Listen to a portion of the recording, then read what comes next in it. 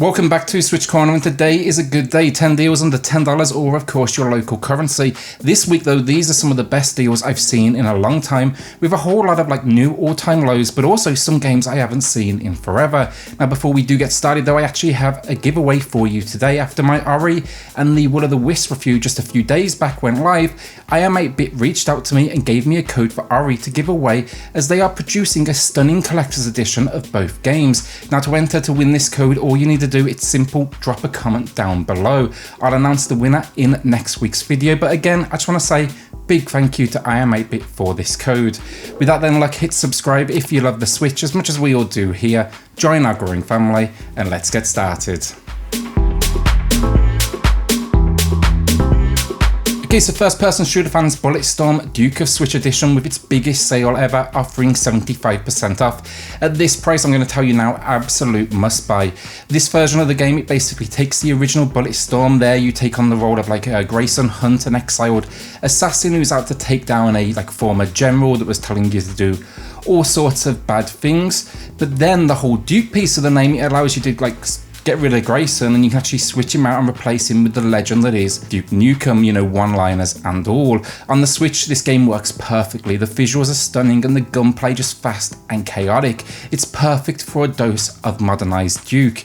I had a lot of fun with this one, and I actually played it back in the day, 2011, and it still stands up to this day. Alright, so Blaster Master Zero and its sequel Blaster Master Zero 2, they both dropped into the sale. The first one's offering 50% off, the second entry is 40% off. When I first picked up Blaster Master Zero, honestly didn't have the highest of hopes. Don't know why, something just wasn't clicking. Then I played it and I absolutely adored it.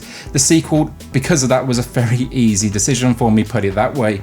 Combining here though elements of 2D side-scrolling action with some isometric battles on foot, it's a very retro feeling experience, which makes sense given this game was built upon, Blaster Master from 1988. With new areas though, new bosses, new weapons, and a decent chunk of content overall, it is well worth a look. The sequel takes the formula and just obviously builds upon it. The story takes place a few months after the first game's conclusion. With the sequel, expect the usual, not too far from the original, but still a few nice little additions to add on. If you're not 100% sold on this one, then I will say head to the eShop. The first game, it has a demo available, so maybe give that a shot before you drop the cash. So Infernium now, horror fans, I've spoken about this one before, and while I do think it's an acquired taste, it's an incredibly atmospheric experience, but now it has the bonus of a crazy new sale of 90% off. It's kind of very close to that check your gold coins territory. This isn't jump scare horror though, that is for sure, just more intense if anything, because constantly you'll face foes where you can do very little to nothing, so it's kind of run in the opposite direction. The idea here though is uncover the mystery of this world, navigate its labyrinths, and then figure out your path around with 17 interconnected non-linear levels. With multiple endings, New Game Plus, if you have a taste for borderline walking simulator horror or puzzle games, I would really suggest taking a look here. It is a slow burner, as I say, and I'd probably check out a few reviews first, but I did find a lot to like. Survival fans now, after the incredible Long Dark release just this week, the Flame in the Flood Complete Edition dropped on sale, and this is another prime example of how you do the genre justice. Here though, we're getting a more surreal vibe with an isometric viewpoint, and you'll find yourself basically in a post-apocalyptic world that is mostly now underwater, and it's down to you, your dog, and a raft just to kind of figure your way around. This is a new all-time low as well, with 75% off, but with a procedurally generated river, this is a game you can visit just time and time again. Do not let the artistic style fool you either. It is not easy, as you'll be gathering resources, crafting tools, trying generally just not to get killed, and then of course, you gotta look after your well-being as well. Topping things off then, an incredible soundtrack that just adds to the entire experience, and yeah, I think this deserves a place in pretty much everyone's Switch collection. So while we're talking about visually stunning, let's talk about the Gardens Between. Spoke about this one a few times as well, so I'll keep it quick, but yeah, just buy it, especially with this new all-time low of 70% off. The Gardens Between is a puzzle game unlike any other, where you manipulate time and the space around these two characters. You're basically trying to create a path so they can navigate these surreal diorama locations.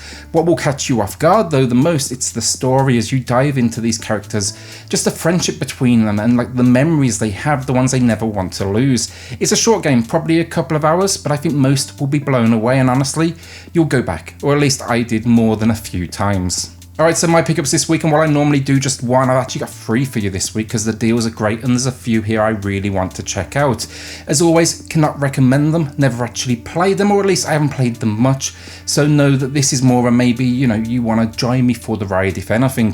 With the incredible 2 Point Hospital on the Switch though, and now just today actually Roller Coaster Tycoon 3 joining the library, one I've always wanted to try is Big Pharma, but it was always just way overpriced for my liking. Now though, today 80% off, that's just right for me to take the risk.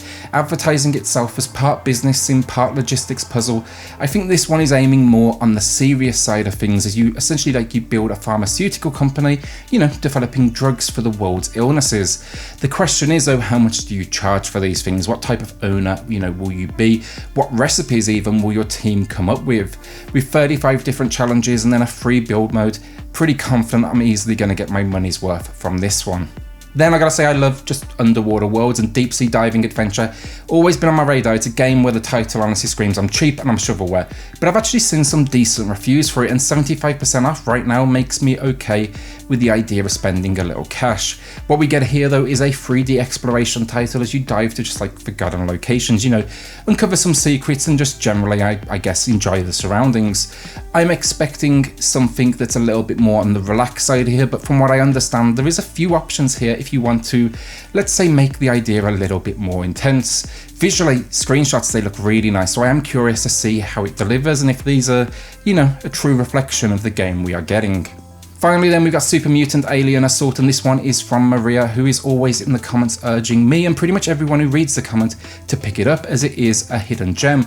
It's finally time. 80% off makes it a steal, and this one, it seems to be single screen levels, which will task you with taking on enemies, navigating platforms, completing objectives, and no doubt getting your ass kicked more than a few times. I really like the visuals and I really like the price. I actually paid full price for this one a couple of weeks back now, so it's one of those situations when you buy something just before it goes on sale, but it happens.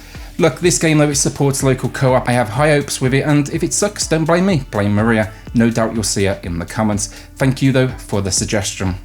Our final 3 games of the week then now. First up, Bloodstained Curse of the Moon, and what a game this is. I spoke about it pretty recently, but this is back again at that all-time low price of 50% off. It was always worth full price, no question, so at this price, absolute steal. This one though, it's a spiritual sequel to Castlevania essentially, and it found life through Kickstarter, channeling retro at nearly every turn. You've gotta love your old school to jump into this, with its 8-bit graphics and gameplay that to the modern gamer, I gotta say, may feel kind of restricted. Do not let that fool you though, because what we have here is an extremely deep game that will just absolutely challenge you at literally every moment. With multiple playable characters, all with different skill sets, you'll constantly be figuring out, that next approach. And then the boss moments, just absolutely epic.